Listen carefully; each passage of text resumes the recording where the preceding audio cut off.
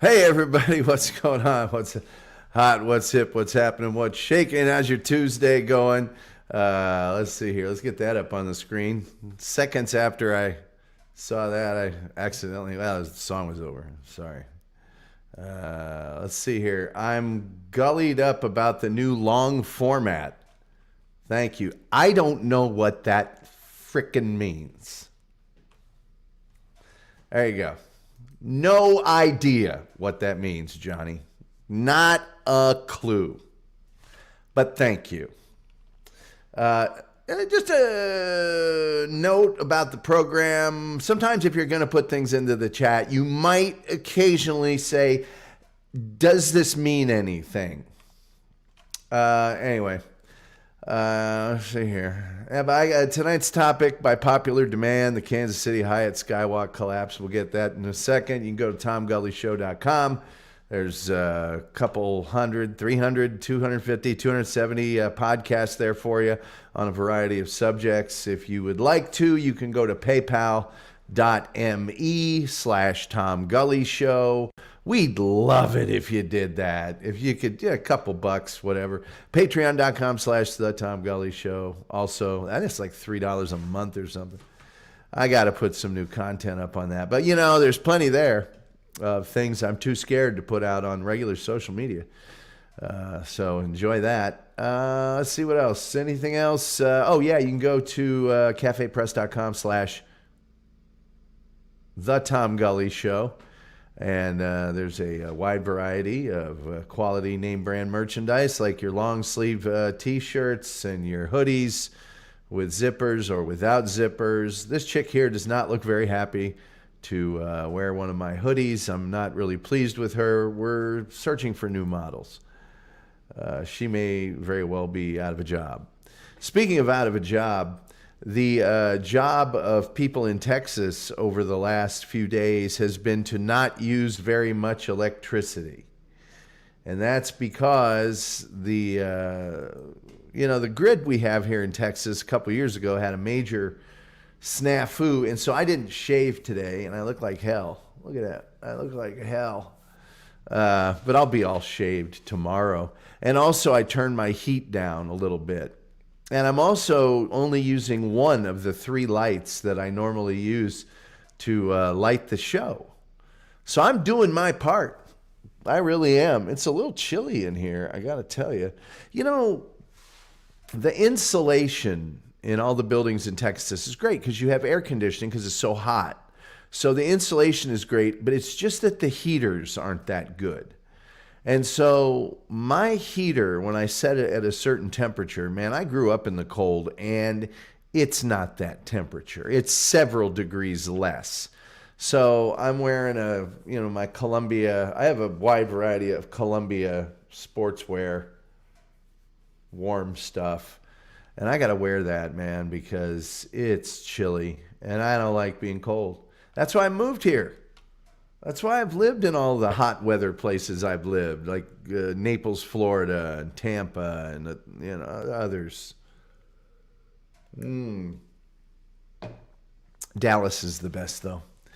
Dallas is the best. If you've never been to Dallas, I strongly suggest that you come here.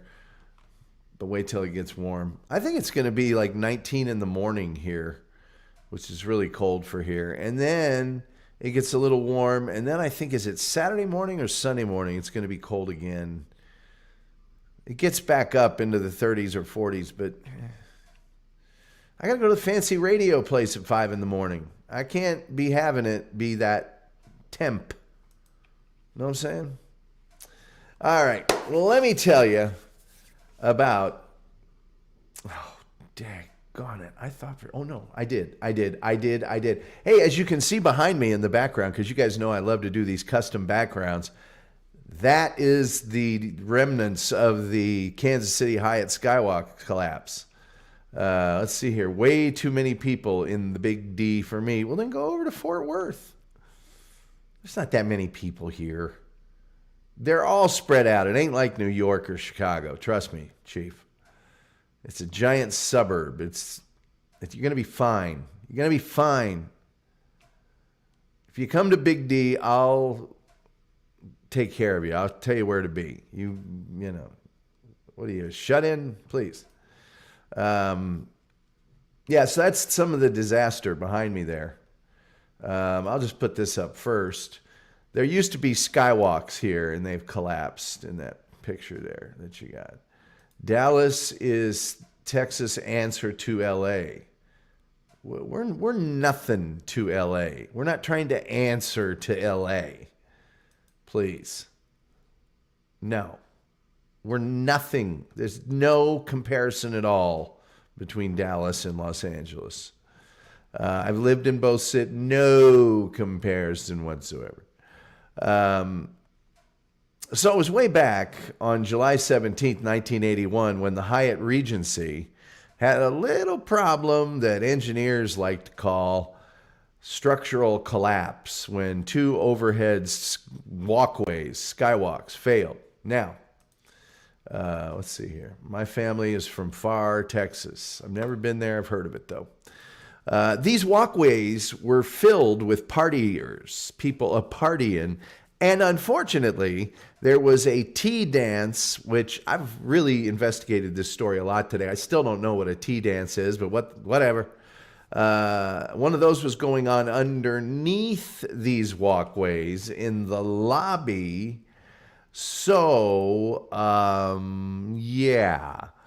When it collapsed, 114 people were killed and 216 people were injured. Now, later on, God, just so much crap. Got a notice here that I have to deal with on next Wednesday. Why am I fucking with that?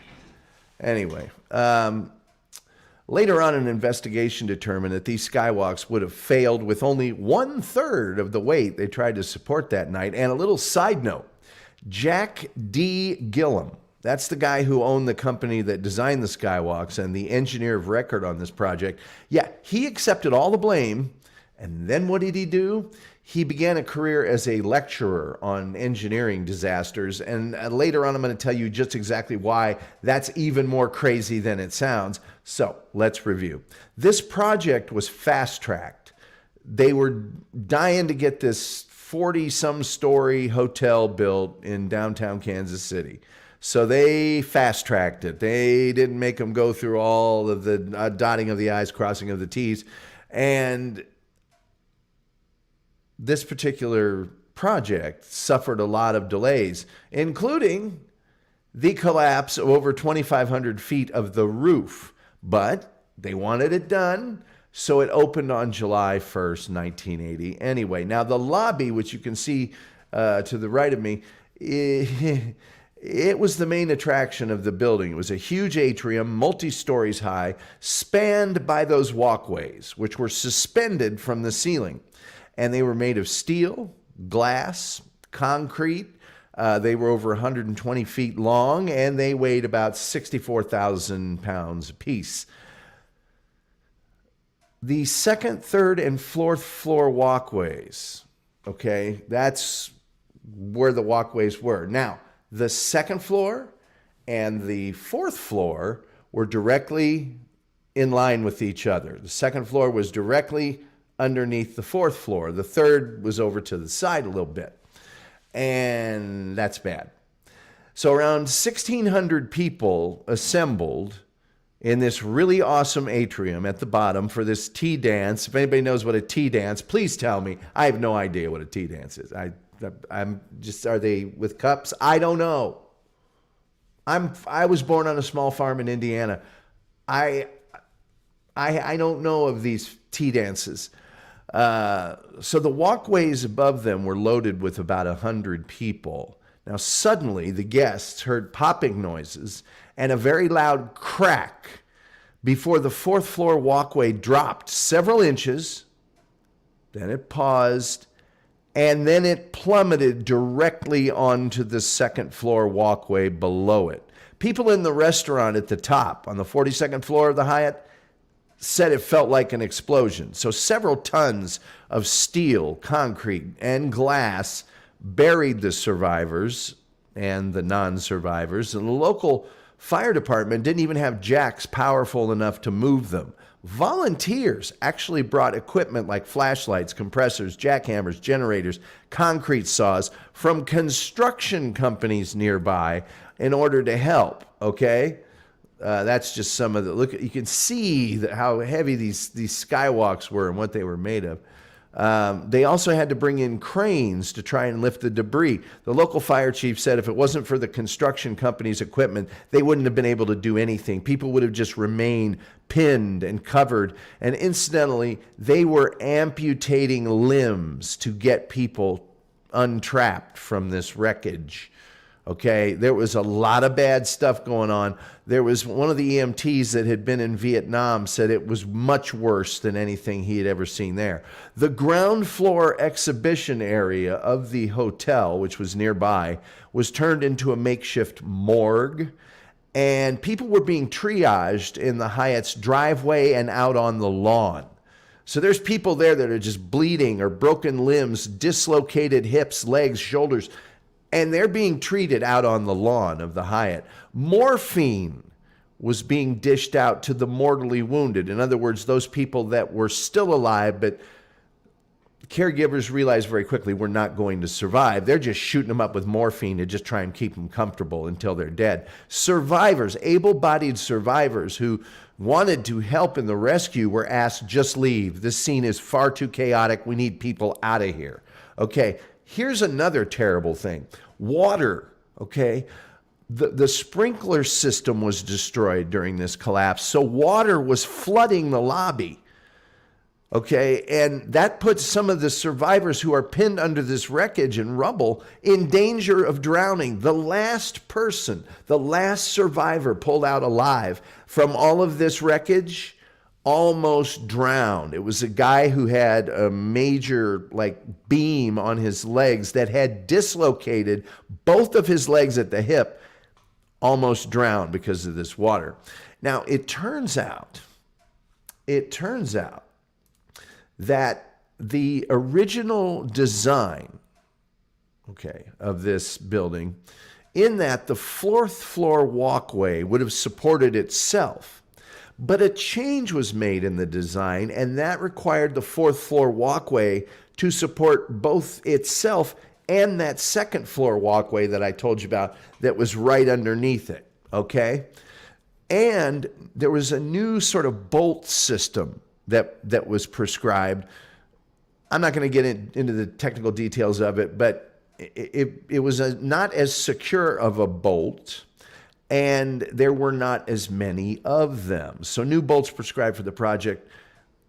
The way they were done, they would only support 30% of the weight of that load. Now, anybody that knows much about engineering will tell you, you should not rely upon a bolt to be the thing that all the weight hinges on, or that the success of the structural integrity relies upon.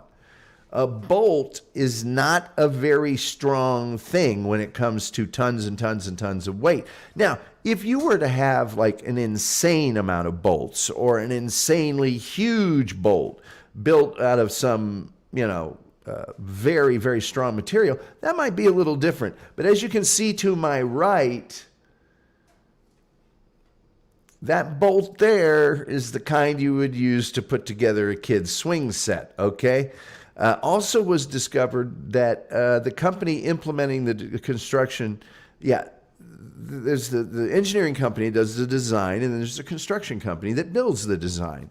Well, the company that was doing the construction, they were working from preliminary sketches from the engineering company, not the final plans. That's not good.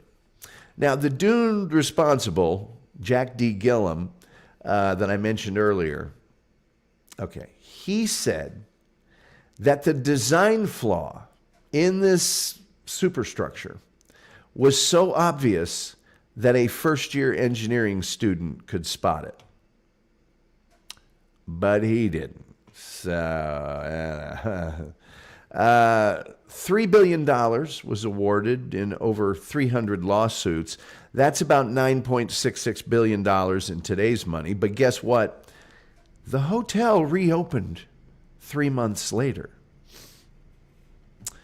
Even though it remains the deadliest non-deliberate structural failure in U.S. history, and it was the deadliest collapse of any kind until the Twin Towers on 9/11. That, my friends, ladies and gentlemen, is the story of the Kansas City Hyatt Skywalk collapse. It's still there.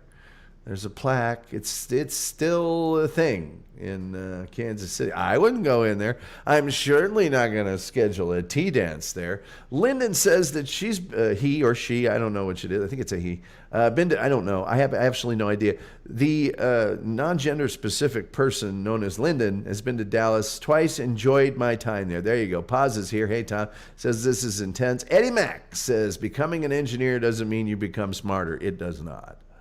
I don't need my engineer to be brilliant. I need them to be boringly well-versed in the principles of engineering.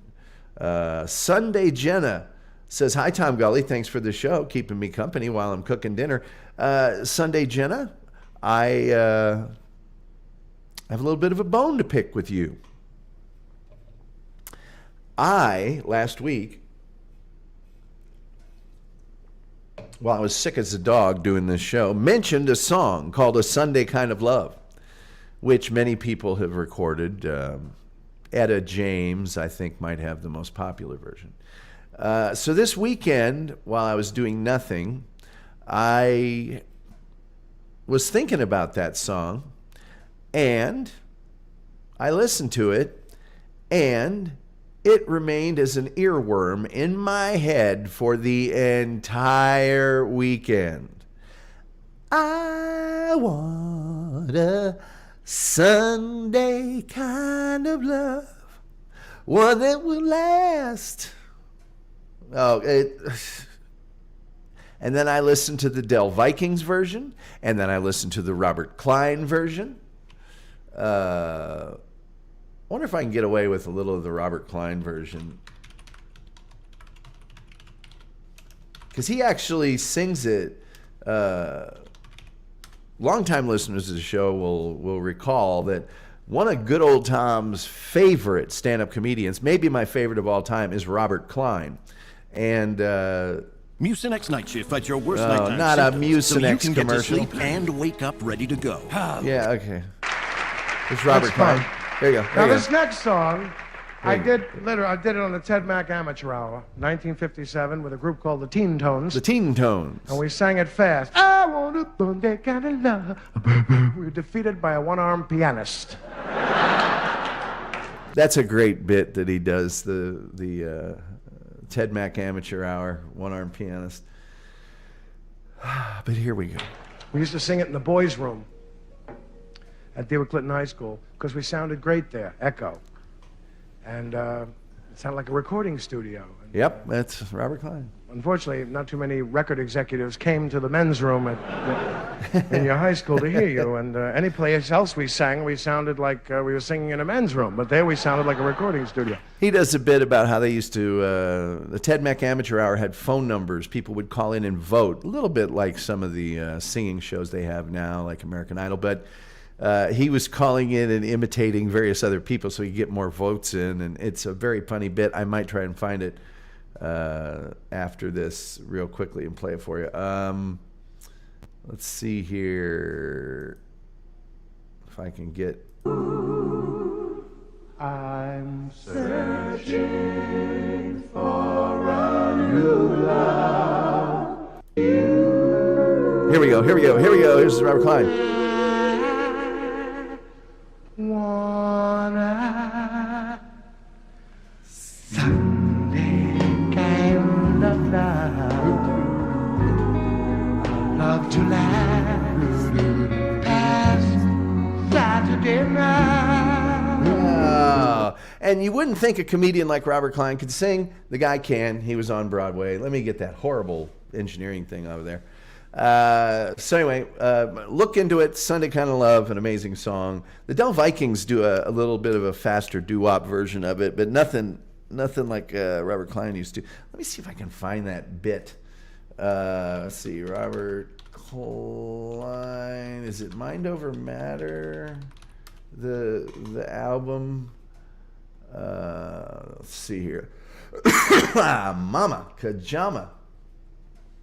Let me see here. I think this was his first album. Hopefully it's got the whole 54 minutes. Hopefully it'll bust it up here for me, so I don't have to. Come on now. Come on.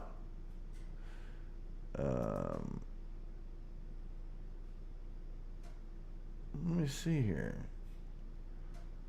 Like everyone else, these people commenting on this album, I used to have the album, on vinyl, and I haven't been able to find it on CD. But my wife, I think I'll keep her. Let's see. Good Day to Ask for a Raise. Oh, come on, man.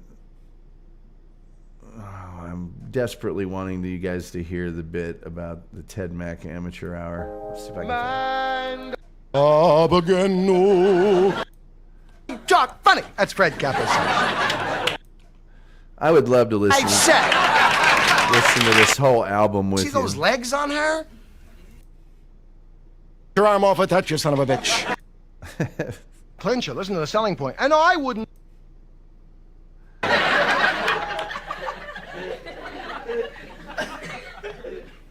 Saw Gerald Ford's an or.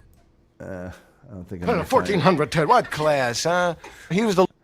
Let me see if I can find the other one. Robert Klein, child of the 50s. Maybe this is the one. Oh, here it is. Yeah. Robert Klein, so funny. I'm not fond of the 50s. One of the reasons was, in the education department, they had these sort of older women who had gone to normal school. In 1899, graduated in 2 years, took religion and first aid. They gave them each a bun in the back, a chignon, and a large black dress and Boy Scout shoes. Sent them into schools to say, "No talking!" Anyway, I think this is the one. I think. Take these tags home. They're to be used in the event that you're burnt beyond recognition. And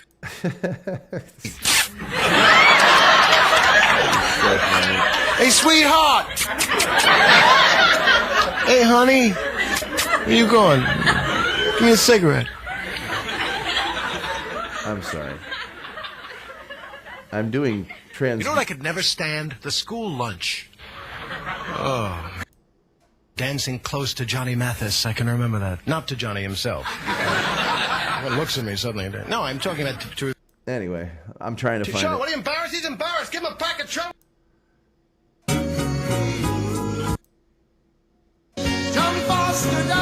He always had songs. He's a good singer. He won a Tony Award or something for they're playing our song or some big hit on Broadway. Please don't try to stop me. Leave me alone.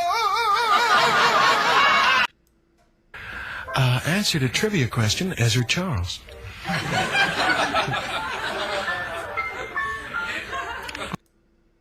do I do it? Volume. Remember, it was 40 degrees. Just going to try real quick. Watch them bend their state chance.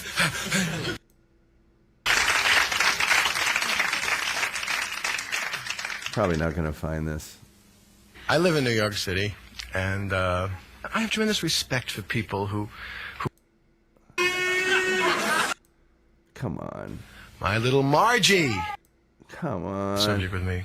There's a certain kind of commercial that really to flitter away on. Come on. Be a guy. Anything larger than a bathtub, then you've got to have the oils.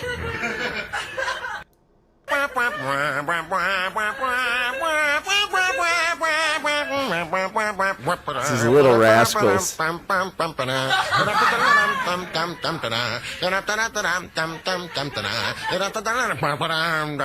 see here. This is something I got to pre-filled it here.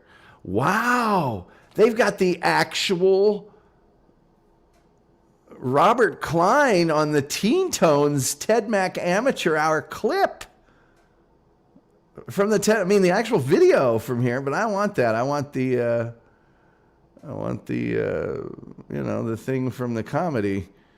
All right, I'm not going to find it. Screw it. Robert Klein, I'm a big Robert Klein fan. Big Robert Klein fan. Let's see here. He was funny. Every day's a good day for a Sunday kind of love. A love that lasts past Saturday night. Yeah. Lyndon says, Tom, I am 100% male. First 12 years of my life, I was on a small farm and enjoyed every minute of it. I grew up on a small farm in Indiana. Then had to move to the suburbs, and I was the biggest rube on the face of the planet. And very quickly, but I could run faster than most of them, so I was okay. Robert Klein is great. Johnny says, good evening, my fine fellow gully heads. Yes. Robert Klein and his first several albums. Let me see here. Robert Klein comedy albums. See, I saw Robert Klein the first time on HBO's On Location, which was an incredible, absolutely incredible series at the time, because at the time you only could see comedians on like The Tonight Show. And so you only got to see them doing clean material and only about 5 minutes worth.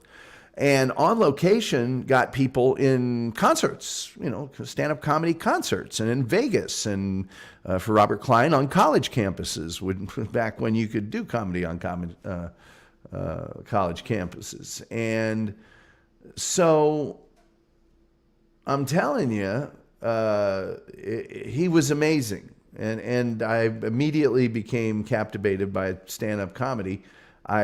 Probably the reason I did stand-up comedy was because of Robert Klein. Why wait to get paid? I With think PayPal Robert invoicing, Klein. 79% Stop of it! invoices Just are paid stop within it! 1 day. Easily create and send professional Oh, this invoices is great. that let your customers. Stuck at one. Just stop the shit. Just stop it with your dumb pre-rolls. All they do is make me hate you. That's all. That's all they do is make me hate you. Man, oh man, I gotta look this up again. But that's when Robert Klein is the guy. He was a graduate of, I think, the Yale School of Drama.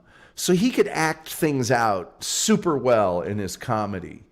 Let's see here. I'll just put that in here. Okay. I want to find out which damn it's on. They all melt into the same one for me anyway. Mind Over Matter. It's on Mind Over Matter. Great. Oh, I bet you this also has when, let's see, track list B6. So it's on the second side.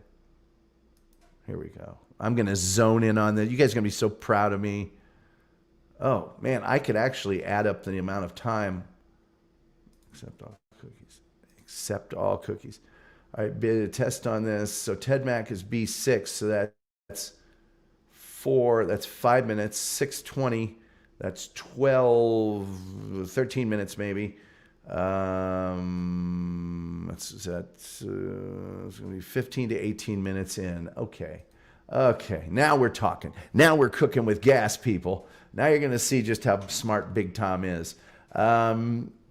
Let's see here. Robert Klein, Mind Over Matter. Mind Over Matter. I had 3 of his albums, and this was one of them. Okay, so Mind Over Matter, Kaboom-a-dee-da, boom-a-da-boom-a-da. And I know kind of where it is. He was the law and order cat. Tell me, there's too much permissiveness. The man went gum by darn. Has just spent 6 months in a hospital. Come on. I was on the Jeopardy show this past year. They in people, Phyllis Newman, 66. Watch this, kept on saying these wonderful toilet, Anywhere else we sang, we sounded like we were singing in a This toilet. is it. Okay, here we go. I can't explain. The toilet, it sounded like a recording studio, So we had to settle for the Ted Mac Amateur Hour, which were on in 1957. We sang Sunday Kind of Love, fast. I want a Sunday kind of love. Bah, bah, bah.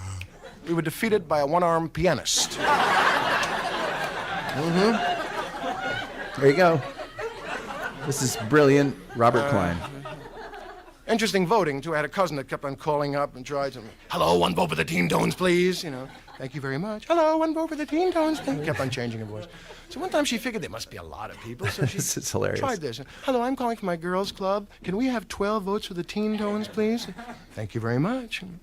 Hello, this is the tuberculosis ward at Montefiore Hospital. Can we have 126 votes for the Teen Tones, please? They're just fabulous. Thank you. Hello, this is the third-tiered Yankee Stadium calling.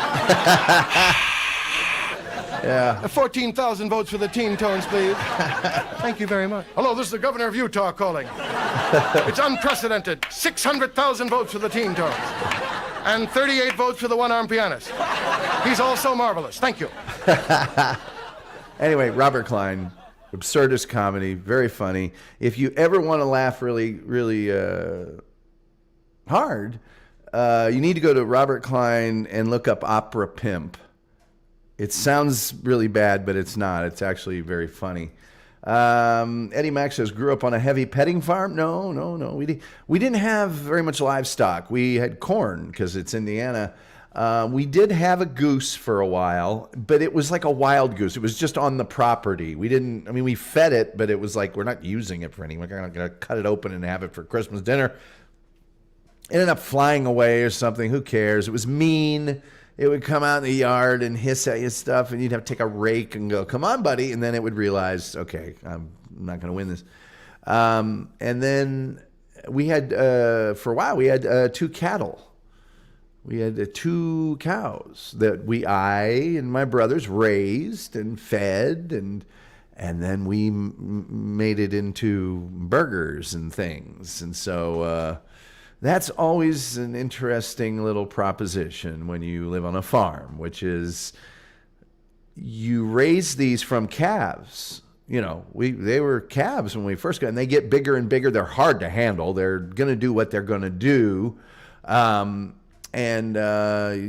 you'd have to bring them in to the barn at night in the cold weather because they're too dumb to, and feed them every day and let them graze, take them out in the morning, let them graze in the field that we had assigned for just that purpose. And then we had a buddy that my dad had somebody with a trailer that we took them down to, it was about 2 hours away. We had some relatives that had a meat packing plant. A butcher and a meat packer. And so they butchered those calves, and they were cows at that point, and we had hamburger and steak and all the things that you're going to get from a cow. We had those, liver, the whole 9 yards. We had those all packaged up and in the freezer for whenever we want. That startled me, Tom. James Moore said, I immediately looked for the skip button. I don't know what you're talking about. I have no idea what you're talking about, James. None whatsoever. A lot of times a complete sentence with full context. Tom raised free ranch corn, no pens for his ear of corn. No. When if you grow up in Indiana and you're surrounded by corn, like all Indiana farm boys know, that one year you will have corn and the next year you will have soybeans. Free range. Yeah, you anybody that doesn't know this, anybody tells you they know about corn, you say, what do you grow after the year after you harvest the corn? Ask them that. And if they don't say soybeans like that, they don't know what they're talking about. You have to alternate. I immediately looked for the skip button when the pre-roll ad started playing. That's actually very funny, James. That's very funny. It's almost instinctive.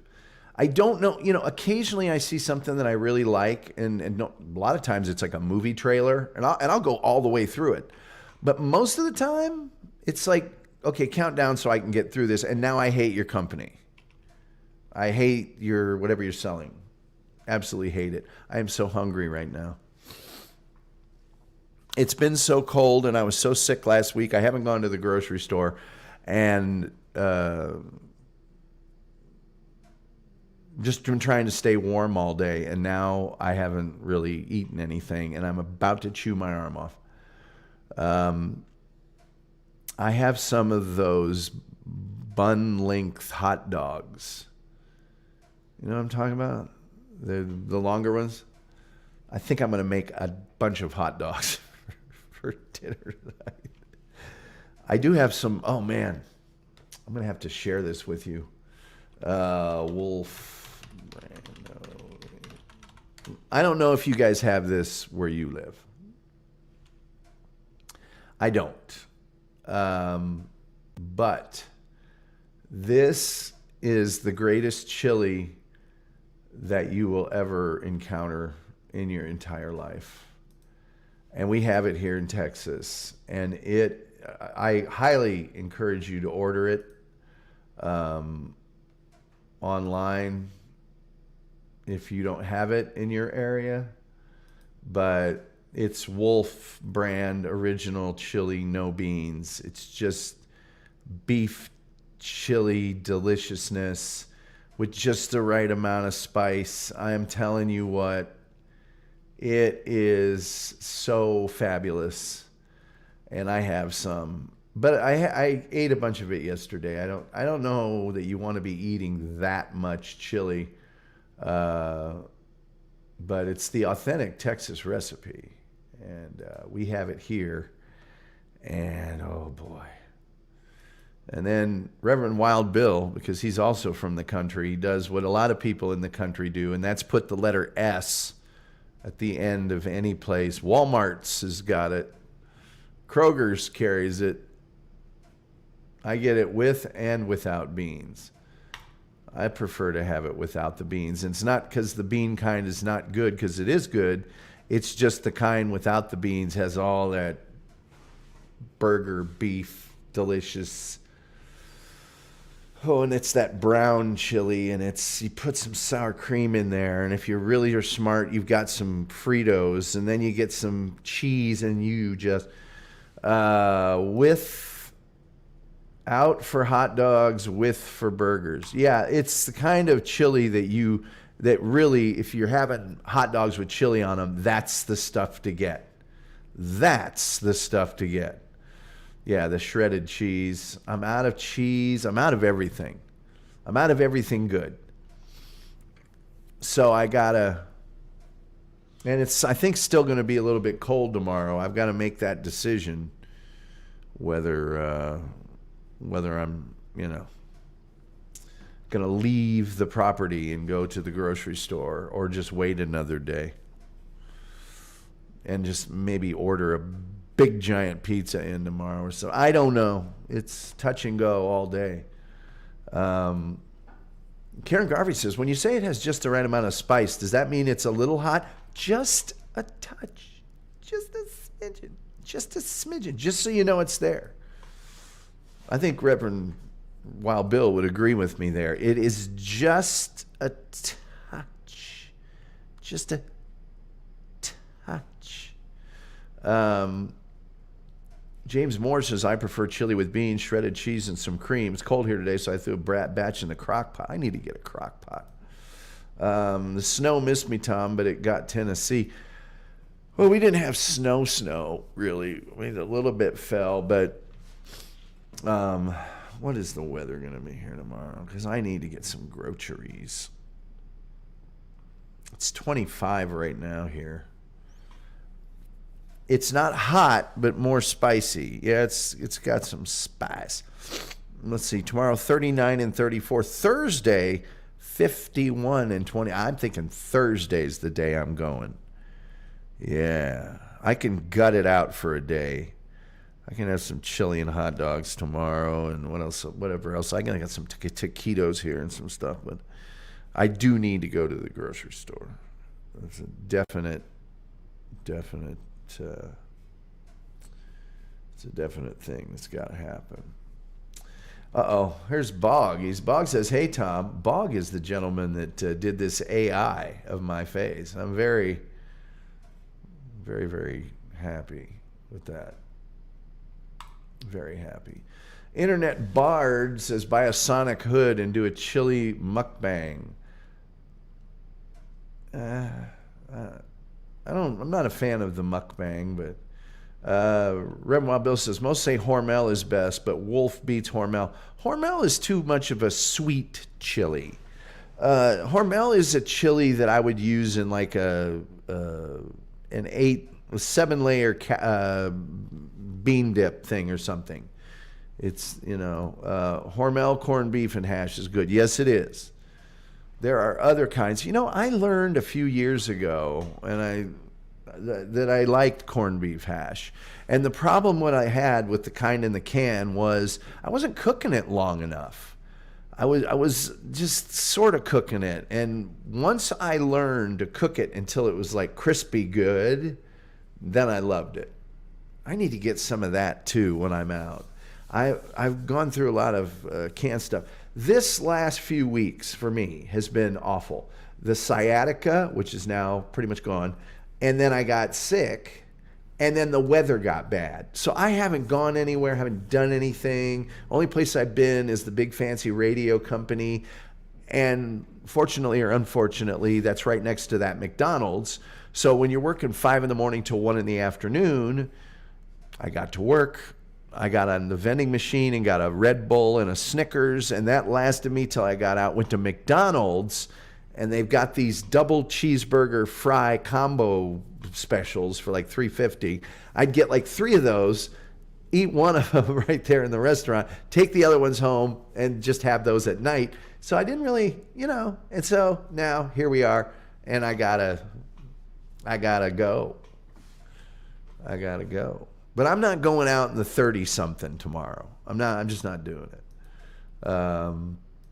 Let's see here. I had Wolf on a loaded baked potato. Oh, man.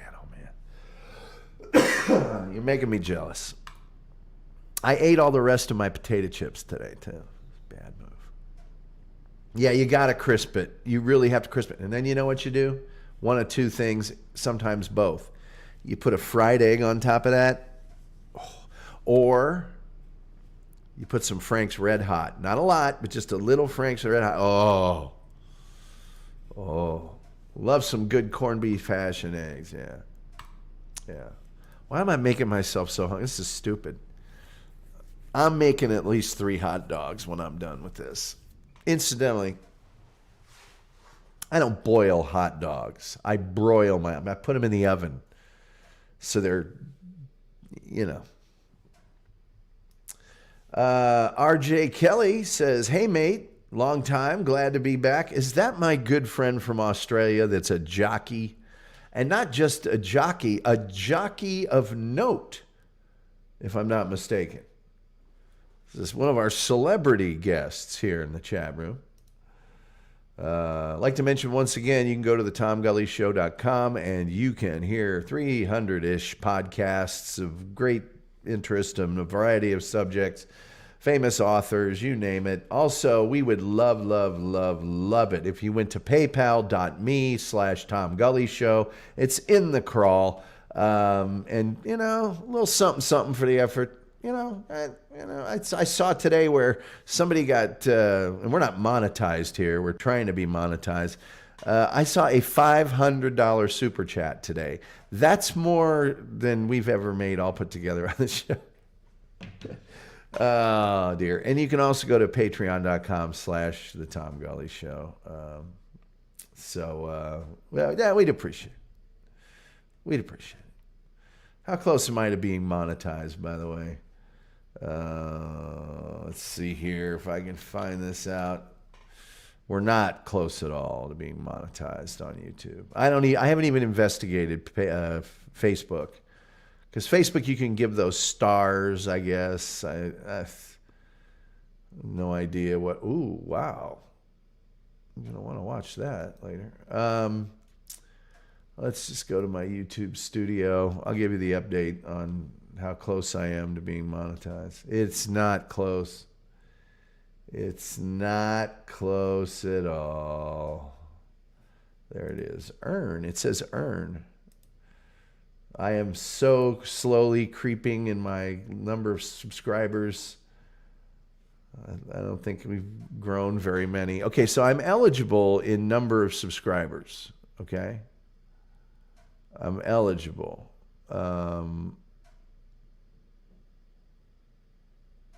Actually, no, I'm not. Wait a minute.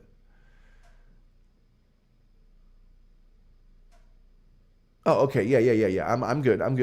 I'm over the number of subscribers that I need, and I'm over the number of video uploads that I need. Now, I need 3,000 public watch hours. Now, there's a number. I could have 3,000 if I unprivatized a bunch of my videos that have horrible racial slurs and things in them from various fine people.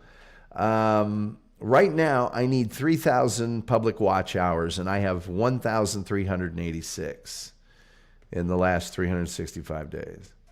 So that's not even halfway there. It's going to be so long till I get monetized.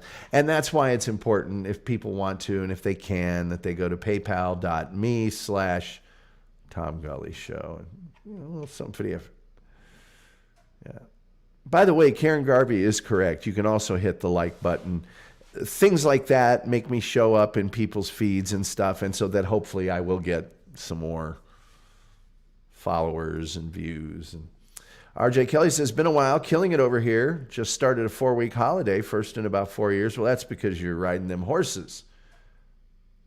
RJ Kelly, man, he's a well-known jockey over there in Australia.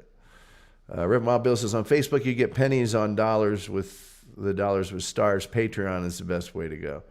Yeah, well, I'm not doing so great on Patreon. I made $14 so far on Patreon, I think. A watched pot never boils. I haven't looked at it in 2 weeks. Tom, ever consider a story about Lenny Bruce? I have considered a story about Lenny Bruce. And the thing about Lenny Bruce is this. I'm going to write it down for you, buckaroo. I've actually done an incredible amount of research on Lenny Bruce, and the thing that is very sad to me, there's a couple things about Lenny Bruce. Obviously, he was a tremendous champion of free speech, and he was not always a hilarious comedian. He was more of a philosopher that would make you smile and laugh, okay? And that's all fine.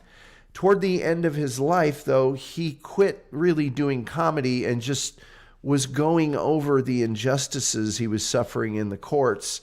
And he was a tremendous heroin addict. At one point, he had some sort of infection in his arm from the heroin injections, and it just was almost gangrenous, and his arm there's some terrible things about him that make me sad. Now, some of his comedy bits, like Catholicism Incorporated, and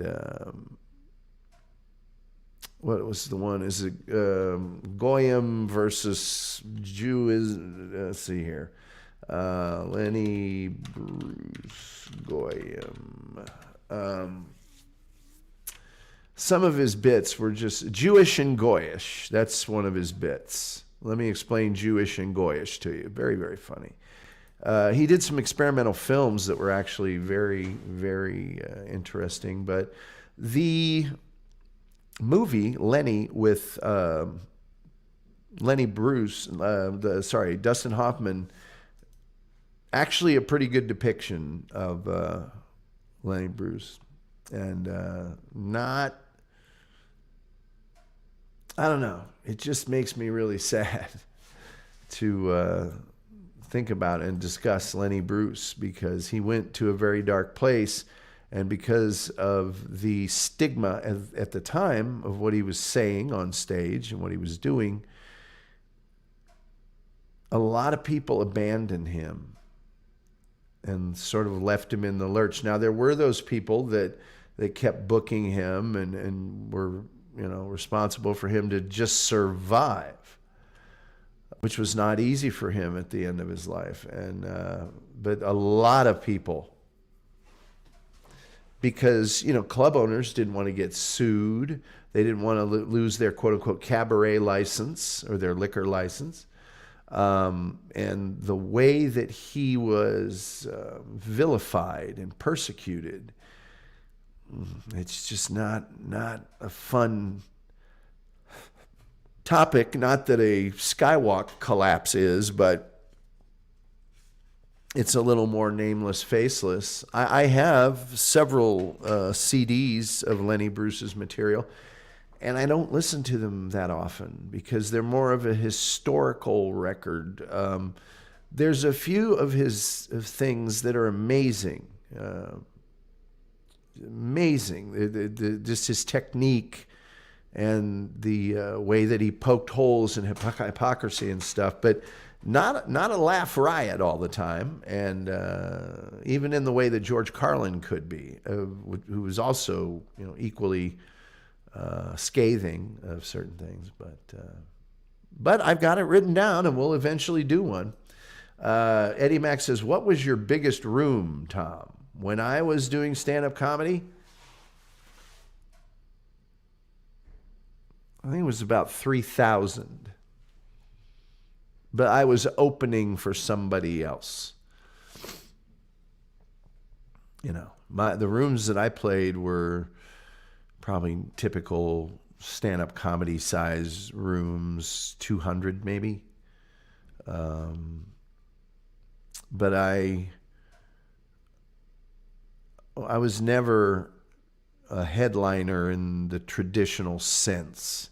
I might have been a headliner in Las Vegas, but that was at a show where there was one other, maybe two other comics, and people weren't coming there to see me. They were coming there because they were at the hotel or they were staying in Vegas. That's not what I would consider headlining. The one night of comedy I did on a cruise ship, I've told this story before on this show. I'm never telling it again. I was the headliner, but again, you're trapped on a ship. You're not coming to see me. And then the comedy caravans and things that I did were, there was a hotel in town that had comedians come through once a month, and you were one of the 3 or 4 comedians that were on the junket that particular month. There were many other things that I did where I was either the middle or the opener or whatever. And we played a club the size of about 200, I'd say. A comedy club, a real comedy club, not a bar that was doing comedy that night or any of those type of things, which I did as well. But those would have been the biggest rooms. Eddie Mack says, "Noise." Savage D says, "We are trying to reach out to you about a great deal on an extended car warranty." Okay. I'm glad that you made your way here because I'm trying to reach out to you on an extended, I'm not interested. Itch right there. There we go. Facebook, you get pennies on dollars with stars. I don't know. I think you get money for that. Trapped on a ship, that is a captive audience. I'll see myself out. Yeah, it is. It is. But it's a good audience. I will say that. I mean, my problems weren't with the audience. They were with the social director on the ship. Was apparently banned from Carnival Cruise Lines across the 7 seas. I was confined to my quarters till we ported. Nobody ever wants the car warranty. What was it?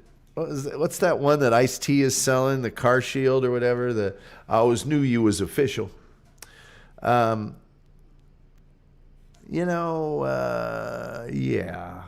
But I know some people that get stars. They get those points. And so it's like if you get 500 points, that's $5. 500 stars is $5. So I don't know why I wouldn't do that. I should probably look into it. There are people watching me on Facebook right now. The reason my numbers have kind of gone down on YouTube is I got the pay version of StreamYard. And so that allows me to stream on Twitter and on Facebook and on YouTube. And I figure, why not? So, big rooms, more fun. Well, theoretically, I opened at a college in Pennsylvania, and I actually opened for, I think it was the Commodores. So that was a tough nut to crack. Once I cracked it, we had a great time. But right at first, if you think the people that are coming to see the Commodores, even at a college, were dying to see a 6'5", how old was I? 25-year-old comic, you're crazy. What did I do to that social director on the crew? I embarrassed her heavily. I really just embarrassed her, but I warned her quite a few times. She wanted me to do some stuff that was not in my rider, that was not in my contract. And my manager had told me, the one that booked me on the cruise line, don't you dare do a thing that's not in your contract. If they want you to do extra stuff, you need to get paid for it, and you tell them to call me. Well, it was 6 in the morning, 7 in the morning, and so they weren't going to call my manager in Chicago. And I kept saying, no. And she kept knocking on my door and waking me up and knocking on my door and waking me up and knocking on my door and all the other comics down. And then finally I just went, tell you what, you knock on this door again, and I am going to go out there and do your stupid newlywed game. And I'm going to tell you something. It'll be the worst mistake you ever made in your life. So she did. And I did. Do you think it's near impossible to become a decent comedian these days due to the state of political correctness of today's age? I think it's a lot harder than it used to be. I don't think it's impossible. I don't think it's impossible, but I think if you really want to push the envelope and do stuff that comedians have been doing for decades, you're in trouble. I mean, when you got a guy like Jerry Seinfeld that just simply won't perform on college campuses, and if you look at that show I was talking about on HBO, the HBO On Location, a lot of them were on college campuses, the best comedians in the world. And colleges used to be considered by comedians to be a blast because colleges were places where you could say anything. That's what they were about. Now, man, we had polarizing people come to my university, and there was no, you get out of here. It was a lot of people that would go there and listen to them, and they would very respectfully challenge them on their ideas and have a discourse. And it wouldn't necessarily be you'd leave going, oh, I kind of agree with them. No, it was a battle of ideas. But nobody was wanting to silence anyone. Anyway, did I stand her up? No, did not. Remember the car salesperson always pushing the undercoat. Oh, you got to have that true coat. You're going to want that true coat.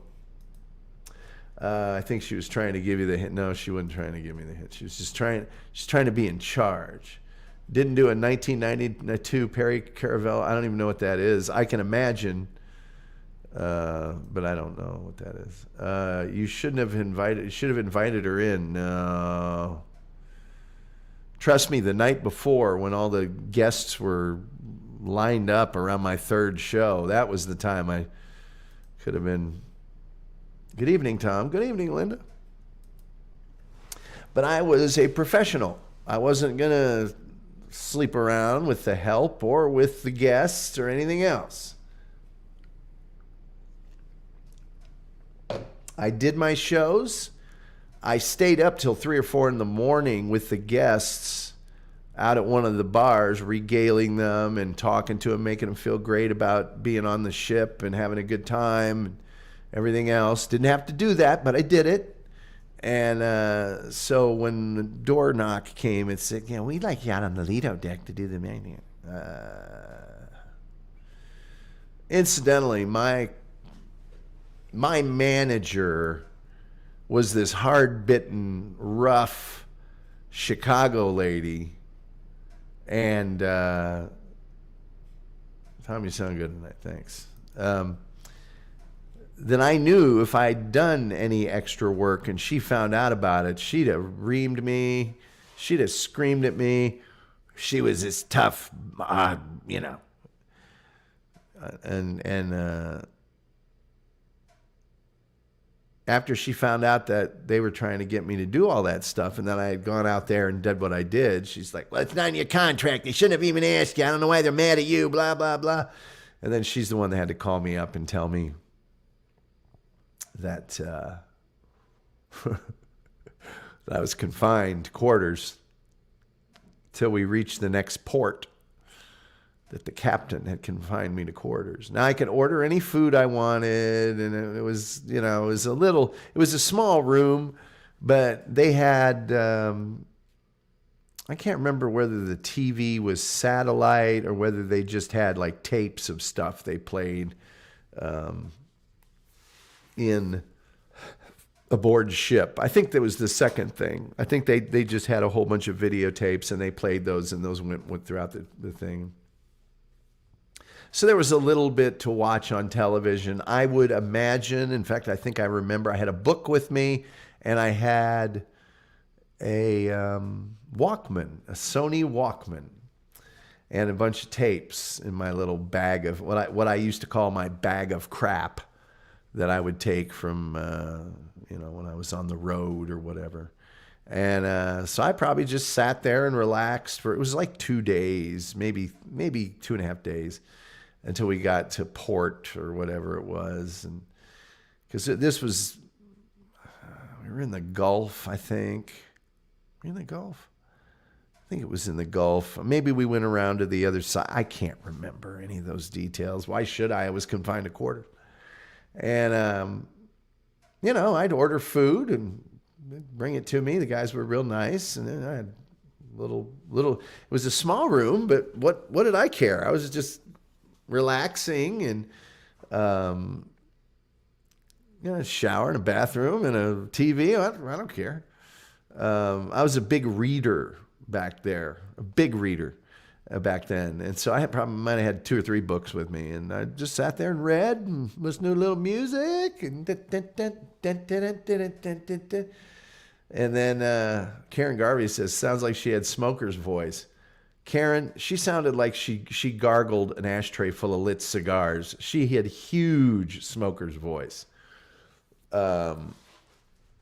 Name of her business was Comedy Corner with 2 Ks. This and the Casey Armstrong podcast are the funniest things going on. Man, I can't speak for KC, but I feel sorry for you if this is the funniest. She signed me. I did a show at, what was it called at the time? Man, it used to be called, let's see, Spin Club Indianapolis. What was it? It was the Club Nouveau. Now I'm getting actual Spin Nightclub is what it was called. All right. Let's see what it was. Was it called the Club? It was there forever. It was an awful club. It was one of those places that I wonder how long. But they changed it to Spin. Come on, Spin Nightclub. It's been closed for a long time. So it's not good for kids. Come on. All right, I'm not. Hour for you to. It was just down the street from an ad agency, the hippest, coolest ad agency in Indianapolis that I worked at, that was in a house when it first started. And come on, Yelp. I'm getting the spinning color wheel from Yelp. Tom, what's the topic about tonight? Well, it was about the Kansas City Hyatt collapse. Tim Jenkins said you really should write an autobiography. I've written some things on different topics.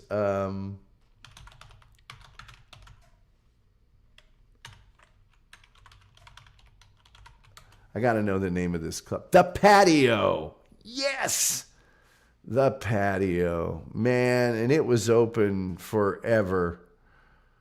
The day the music died, 12 indie music venues that didn't last. And it was open from 75 to 2005. So, and it was a tiny little club, but some big people performed there. Alanis Morissette, Red Hot Chili Peppers, Death Cab for Cutie, Smashing Pumpkins. So, anyway, I performed there one night. It was an open mic night. So there was me, probably 12 other comics, and I swear to God, no customers. It was on like a Tuesday night. And I knew most of these comics barely. I was lucky. Right, I only did stand-up comedy at open mics for like 2 months before I started working professionally. And it's largely because of this lady and also the manager of the big comedy club in Indianapolis. And they, right out of the box, said, you got this. You can do this professionally. But this lady, I remember so you're doing comedy for comics. Tough to get laughs a lot of times. And she came up to me after my set and just said, I can book you a lot of places. And that's when I started doing the comedy caravans. A lot of good performers. Yeah, it was a Tom, you're a good comedian, whatever.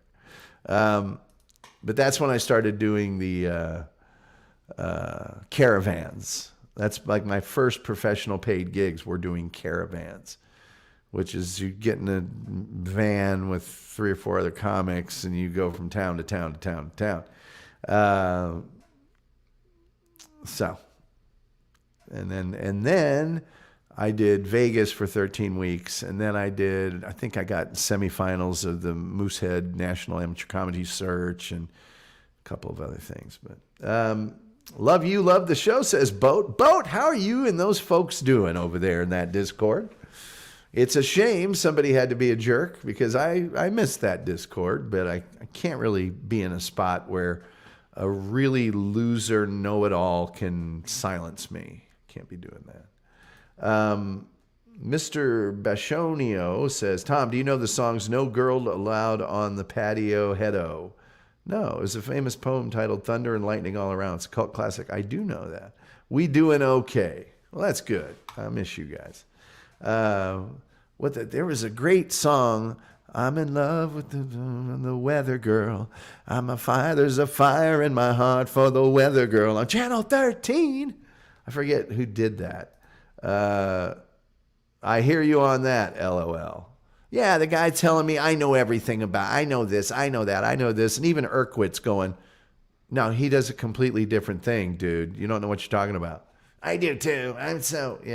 You just, let me meet you in real life so I can slap that pubic hair beard right off your face. No, I'm kidding. I would never do it like that. There's a fire in my... I always forget this. Marianne Childers was the name of the weather girl. But it's an Indianapolis band. I'm never gonna find it again. I used to look this up once in a while, and I could kind of find it, and I can't find it now. And it's too hard to find. I can find it. It's just going to be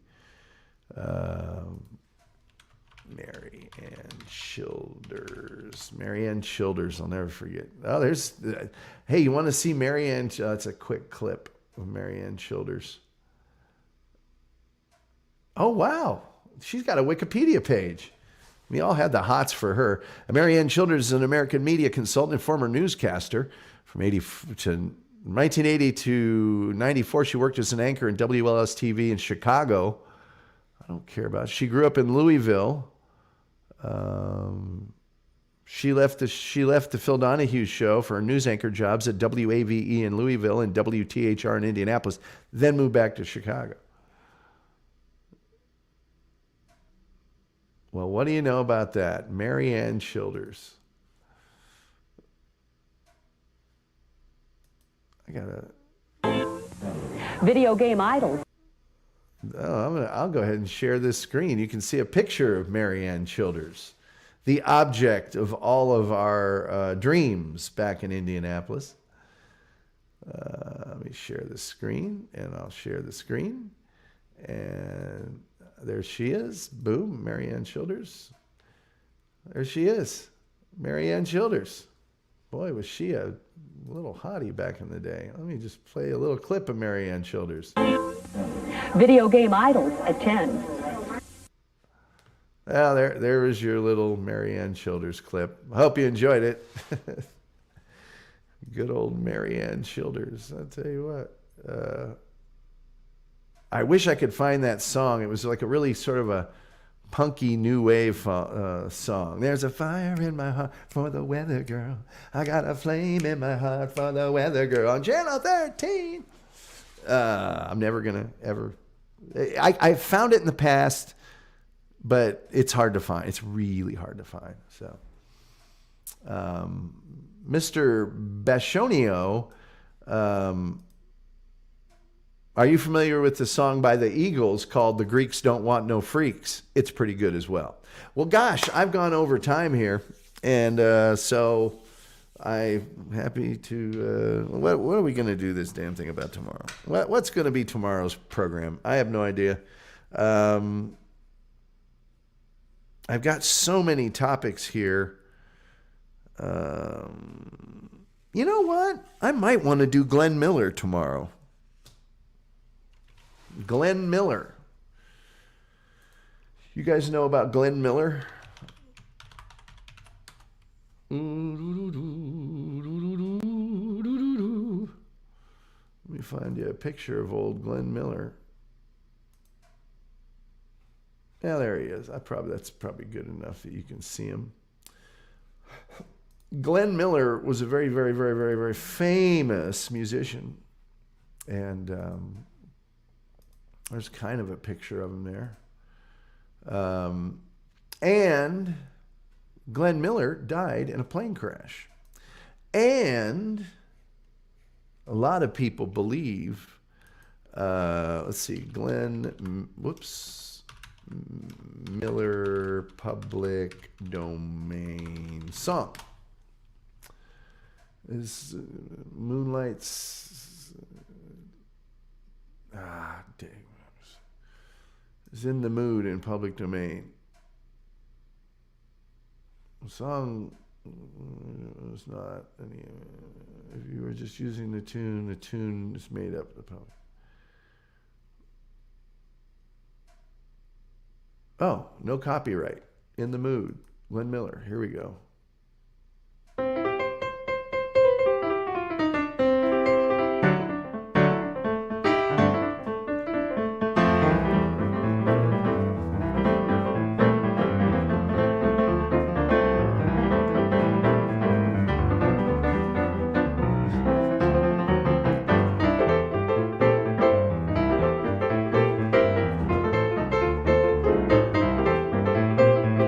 That's not the famous, So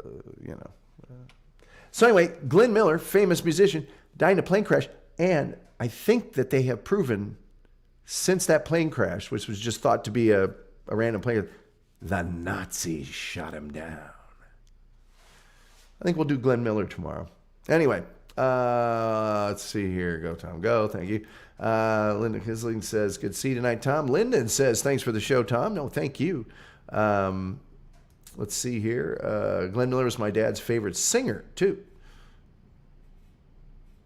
Roger Miller? My parents listened to Glenn Miller a lot, one of their favorites. My grandfather was a big band guy. And I remember one year I got him a vinyl of The Best of Big Band, it was called.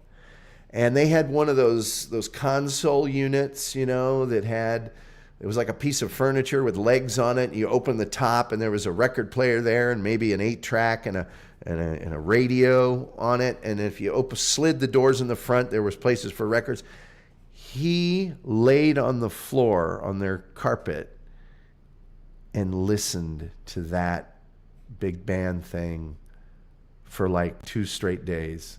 And I was so happy because I got him that for Christmas. Anyway, with all that being said, ladies and gentlemen, thank you all for listening. If you can go to paypal.me/Tom Gully Show, do a little something for us. We'd appreciate it. If not, you can go to the Tom Gully Show, listen to about 275 podcasts, or buy top quality name brand merchandise like this, or other things. By the way, you can also listen to us on Sonic Asylum Radio. SonicAsylumRadio.com is the best for heavy metal music and all sorts of things. Get well soon, Tom. I am well. I'm back well, pretty much. Kind of. A little congestion, but not much. Check out our good friends at Sonic Asylum Radio.